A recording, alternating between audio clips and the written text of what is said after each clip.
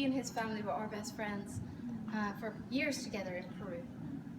A young girl sat right here. She was very emotional, and when she could, she explained that this had been her uncle from Ethiopia. Twice I had families who recognized this gentleman, and he had been an Australian man who flew to India back in 1999. He was ambushed and perished when he was attacked by a Hindu extremist group. And what made the news, it was a big media flare-up, was when his wife flew from Australia to that village and publicly forgave that terrorist group. And she's still there right now from all that time ago till today with their daughter, continuing the work that he had started. And to me that's really a humbling story, because well, she persevered through the worst of trials and is still pressing on. And then there's another gentleman here. He was an Ethiopian gentleman and a missionary to his own country, and he was showing the Jesus film.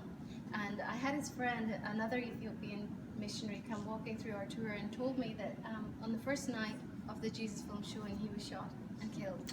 And what made a marked impression on this gentleman is that, well, he told me his friends blood watered the soil in that country, because at the time there was only 3 or 4 Christians in that village, and now there are actually thousands in that area.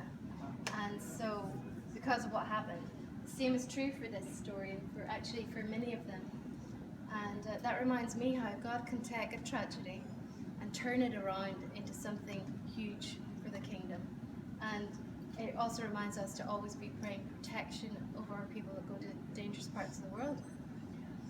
And you're welcome to come and read any of these stories after the tour, but for now, if you don't mind,